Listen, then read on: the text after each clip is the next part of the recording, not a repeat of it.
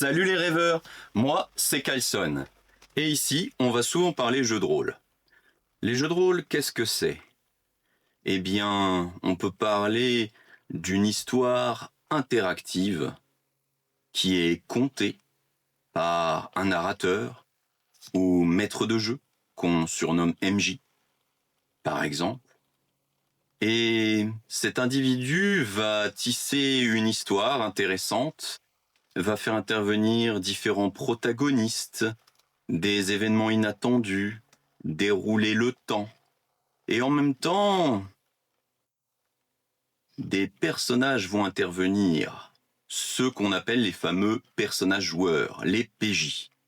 Et donc, ces personnages joueurs, incarnés par des amis, vont pouvoir faire intervenir leurs personnages à l'intérieur de l'histoire.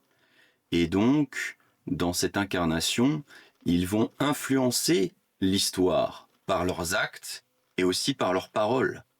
Et c'est toute cette matière imbriquée qui va créer une histoire assez singulière, voire passionnante, et dans de multiples univers.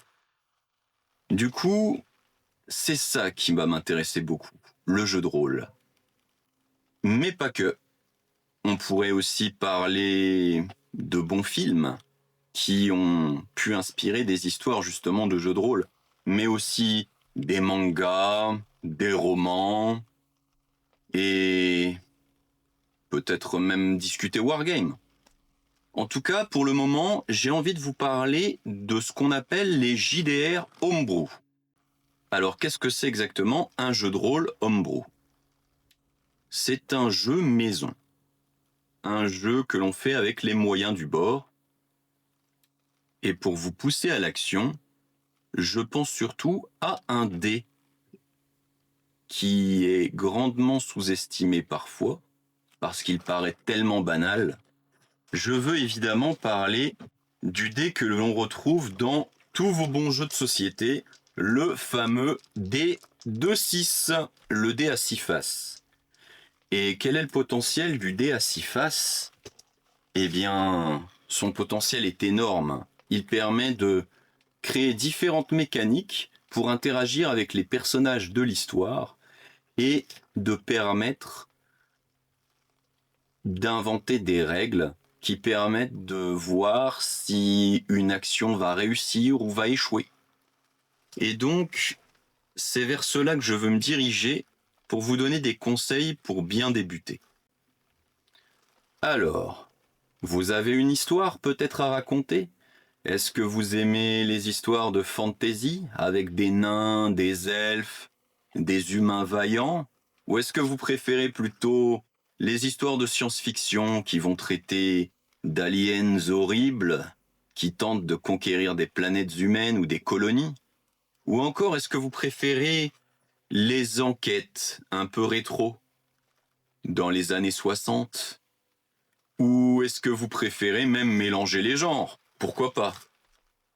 En tout cas, que vous aimiez l'un ou l'autre de ces genres, le dé de 6 peut s'avérer un compagnon plutôt très utile. Alors, comment donner vie à un système en partant de pas grand-chose? Eh bien, on pourrait dire que vous pourriez partir déjà par, d'un côté, des attributs qui vont montrer les forces de vos personnages et leurs qualités, mais aussi d'un autre côté des compétences. Et si vous êtes en manque d'imagination, on pourrait partir sur ça. Par exemple, ceci n'est évidemment qu'un exemple de ce que vous pourriez faire. Vous pourriez imaginer d'autres attributs, d'autres compétences, en fonction et en lien de l'univers qui vous intéresse. Et donc, avec d'un côté ces compétences et d'un côté ces attributs, vous allez pouvoir indiquer des données chiffrées. Par exemple, vous pourriez décider qu'il y a un 4 à placer dans un attribut, puis 2, 3, un 2 et un 1. Et là, vous pourriez décider qu'il y ait, par exemple, des compétences avec plusieurs 2, 3 à placer par exemple, 2 à placer et 2, 1 à placer. Et donc certaines compétences se retrouvent avec 0. Et ces chiffres que vous allez placer vont vous permettre de former ce qu'on appelle un groupe de dés. Par exemple, si vous avez 3 en puissance et que vous avez 2 en athlétisme, cela signifierait que vous lanceriez 5 dés de 6. Mais en définitive, certains ont peut-être du mal avec le concept. Du coup, essayons de regarder ça en images. Oh mon Dieu! Kevin va se faire dévorer par les zombies qui le poursuivent. Et comme tout le monde sait, Kevin est un peu teubé. Du coup, le MJ lui demande: Kevin, tu vas me lancer un jet d'athlétisme pour passer au-dessus du grillage. Donc force et athlétisme. Kevin regarde sa fiche et voit qu'il a 3 en force et 2 en athlétisme. Cela fait qu'il a 5 dés dans son groupe de dés. Kevin va donc pouvoir lancer 5 dés à 6 faces. Vas-y Kevin, on y croit.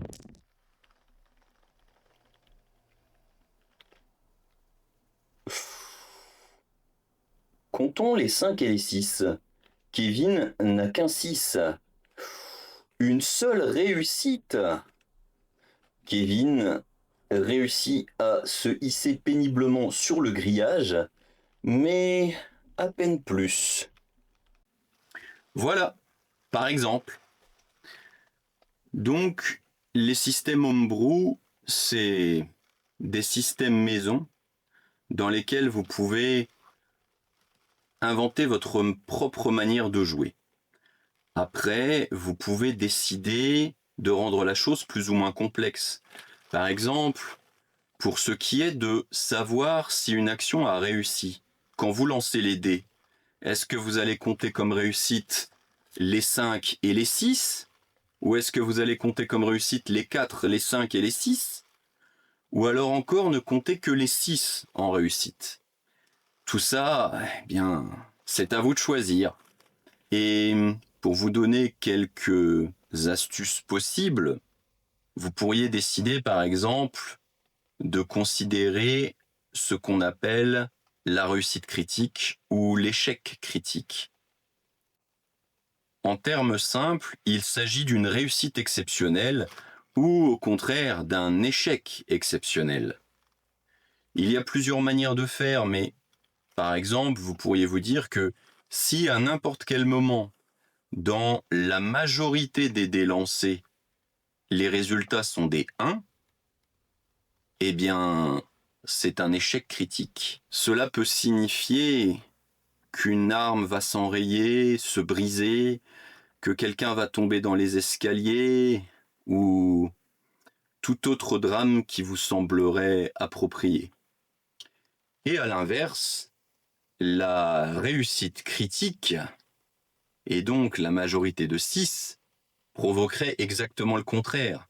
Ce serait un ennemi qui aurait été touché à un point sensible, une faiblesse particulière, et donc se mettrait à souffrir et peut-être avoir une fuite de moteur s'il s'agit d'un engin ou bien pire s'il s'agit d'un être vivant. Donc, cette idée et ce concept d'échec critique et de réussite critique vont donner du piment à vos parties. Les D6 peuvent également jouer un rôle intéressant dans la chance. Par exemple, vous pourriez décider qu'un dé de 6 joue le rôle des unités et qu'un autre dé de 6 joue le rôle des dizaines, et de demander à vos joueurs de lancer un dé de 66, un dé de chance. Évidemment, dans l'idéal, le double 1 est très bénéfique, et le double 6 est une catastrophe absolue. Mais évidemment, il y a plusieurs teintes de gris et des couches dans la chance. Et donc, vous pourriez aussi bien utiliser ce système pour créer de petits tableaux dans lesquels vous pourriez imaginer des trésors ou du butin que vos joueurs trouvent dans leurs aventures. Quel que soit l'univers dans lequel vous allez les faire évoluer, vos joueurs seront toujours contents de trouver un fusil à pompe, une arme magique, une épée Vorpal ou que sais-je encore.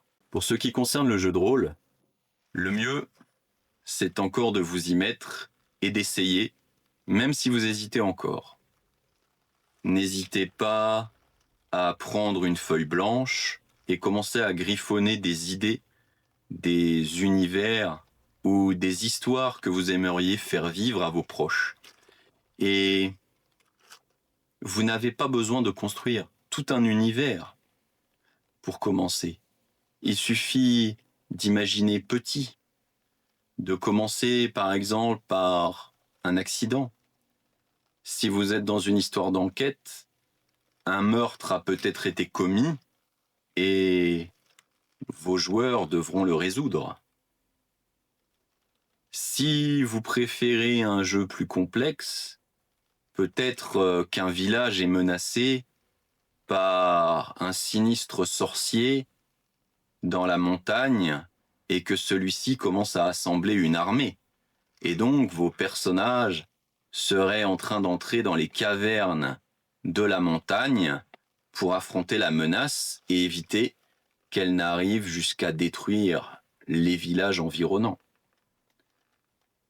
Si vous êtes dans un univers de science-fiction, vous pourriez commencer par quelque chose de plus simple, comme par exemple un navire imposant à la dérive dans l'espace, et l'équipage découvre ce colosse dérivant et se met à vouloir l'explorer pour comprendre qu'est-ce qu'il fait là et ce qu'il s'est passé. Vous pouvez raconter toutes sortes d'histoires. Prenez un peu confiance en vous et ce sera avec plaisir que je vous montrerai par la suite dans d'autres vidéos des parties jouées, mais aussi bien d'autres choses. Du coup, il me reste à vous dire arrivederci et n'oubliez pas, l'imagination n'a aucune limite.